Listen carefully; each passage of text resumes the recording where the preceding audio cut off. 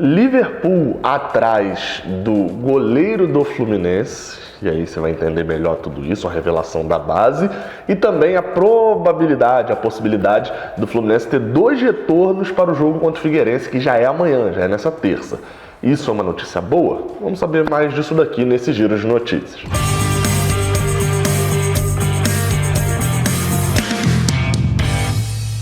Seja bem-vindo, você guerreira de todo o Brasil e de todo mundo. Aqui é o canal Raiz Tricolor, eu sou o Gabriel Amaral, sou jornalista e sou tricolor.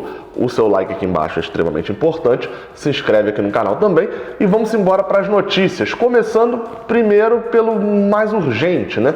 Que é a volta de Hudson e de Fred aos treinamentos. Eles voltaram a treinar com o grupo, o Hudson até já estava treinando com bola há um tempo e tal, mas voltou a treinar com o grupo no domingo. Lembrando, os jogadores já atuaram no sábado, fretaram um voo, chegaram no Rio de Janeiro ainda no sábado à noite. No domingo já começaram o treinamento, porque o jogo contra o Atlético Paranaense era lá e o jogo contra o Figueirense é terça-feira no Rio. Então só teria domingo e segunda de treinamentos. Bem, no domingo, tanto o Fred quanto o Hudson, já recuperados das suas lesões, treinaram normalmente com o grupo. Isso quer dizer que eles vão atuar contra o Figueirense? Não necessariamente, porque dependeriam de mais um treino nessa segunda-feira ainda e de serem relacionados. E claro, de atuar mesmo, entrar em campo, também depende da questão física e das escolhas do Odair Hellmann. Já que, beleza, no caso de Hudson, eu concordo que é uma volta muito, não diria essencial, porque a gente acaba de vir de uma partida boa de Yuri. Só que a gente antes disso tinha vindo de uma péssima partida de Yuri. Então é óbvio que o Hudson acrescenta uma estabilidade, pelo menos, para o Fluminense ali no meio de campo. Porém, a gente não sabe como é que está a questão física e de ritmo de jogo, né? O Hudson, a última partida dele, se eu não me engano, foi a final do Campeonato Carioca. Então você vê, só aí nessa brincadeira já tem mais de um mês. Foram 7 partidas desfalcando o Fluminense. Acho que ele joga ainda contra o Botafogo e tal, mas enfim, um espaço de tempo muito grande. Fred, a última partida dele foi contra o Palmeiras, mas também ainda não readquiriu ritmo de jogo. No caso de Fred, especificamente, ainda tem um outro fator, é que na bola, o que ele jogou até agora, ele não é titular. O titular na posição que ele joga é Evanilson.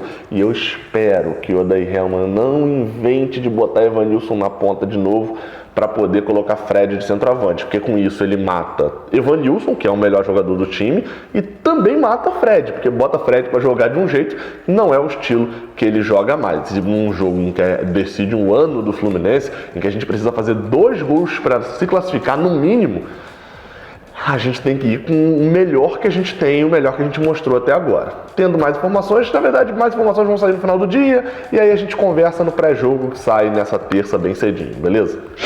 Antes de passar para a próxima notícia, 1xBet. O link vai estar aqui na descrição. Você clica, vai lá na 1xBet, que é uma casa de apostas mundialmente conhecida, tem parceria com times gigantescos no mundo todo. E claro, você quer uma casa de apostas confiável, usa o link aqui do Raiz Tricolor para você dar uma moral aqui pro canal. A gente está crescendo, graças a Deus.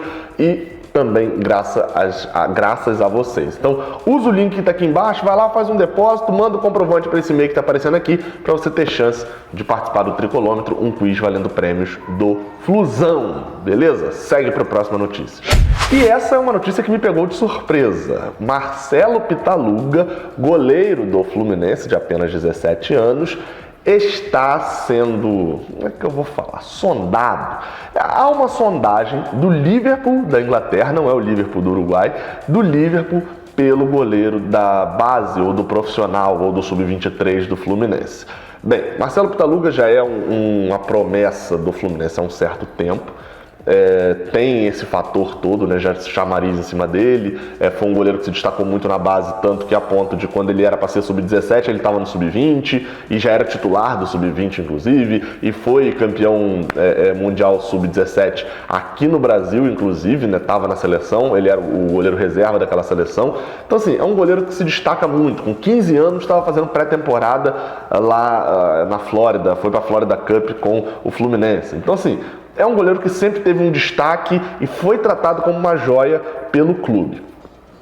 A notícia especificamente vem de um jornalista chamado Nicola.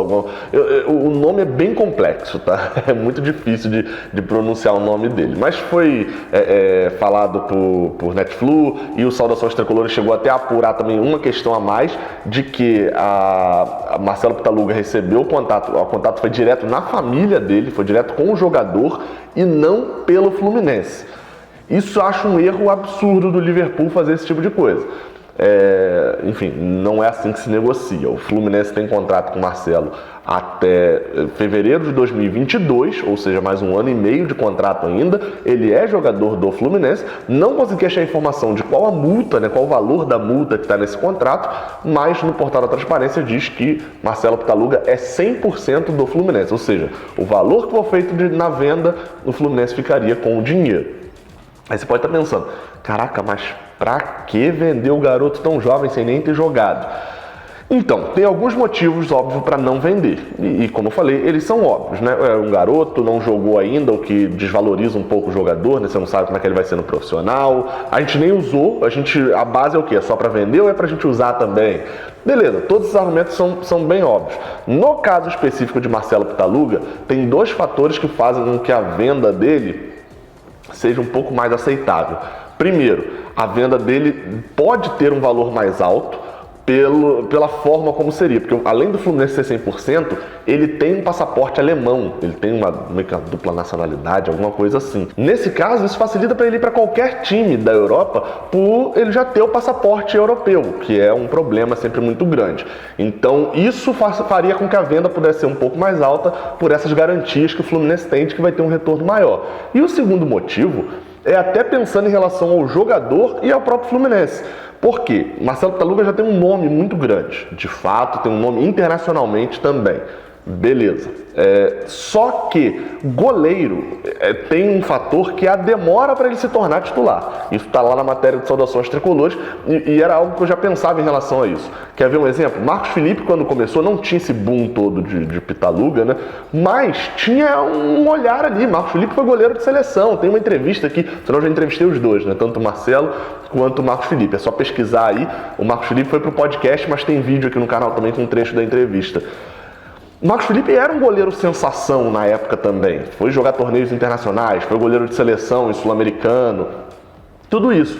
Então, ele tinha o seu valor na época também, era um goleiro jovem revelação. Só que na época a gente tinha Cavalieri e aí depois tinha Júlio César como reserva, o que dificultava muito mais Marcos Felipe atuar, e aí depois uma série de erros.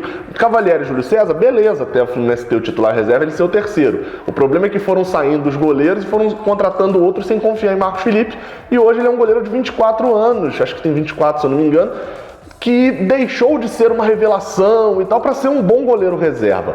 E isso pode atrasar. Se o Fluminense fosse vender Marcos Felipe naquela época, conseguiria um valor muito mais alto do que conseguiria nesse momento, em virtude da idade. No caso do Marcelo Pitaluga, beleza, Muriel já tá velho, uma hora Muriel se machuca. Tá, mas na frente dele ainda tem o Marcos Felipe. Se quiser considerar mais um, ainda tem o João Lopes, que foi contratado também, tem 24 anos também. Mas beleza, ainda tem, no mínimo tem dois goleiros na frente dele, além do João Lopes. Então dificilmente ele vai ter uma oportunidade. No ano passado, por uma conjuntura absurda de fatores de goleiros no ano passado, ele chegou aí um jogo para o banco de reservas, né? Se eu não me engano, contra o Fortaleza. Na reta final ele tem alguns jogos que ele vai, que o Fluminense já, Rodolfo tinha sido pego no doping, Muriel estava machucado, Agenor já estava fora dos planos, Marcos Felipe era o titular e ele estava como opção no banco. Chegou aí a alguns jogos como opção no banco, qualquer coisa que acontecesse com o Marcos Felipe ele estreava. Ele não estreou ainda. Lembrando, caso venha uma proposta, o Fluminense aceite ou venha no valor da multa, etc., ele seja vendido, ele só pode sair quando completar 18 anos. Isso acontece em dezembro agora desse ano, ou seja, também não seria tanto tempo assim para poder aproveitar o garoto. Vamos ficar no aguardo para que não seja mais uma venda absurda feita pela base do Fluminense, né, de absurdo de negativo, né? Ou então vamos ficar na guarda e torcer para que seja uma venda absurda, realmente de positiva, como foi a de Gilberto, com um valor acima do que a gente esperava. É uma revelação, o Fluminense vislumbrava ele titular, mas é fato. É difícil para um goleiro se tornar, fazer todo esse projeto de galgar degrau e se tornar titular de um clube, ainda mais ele que é tão promissor. Vamos aguardar. Nesse ponto, é só aguardar uma proposta e descobrir qual é esse valor da multa. Saudações tricolores, até a próxima, valeu!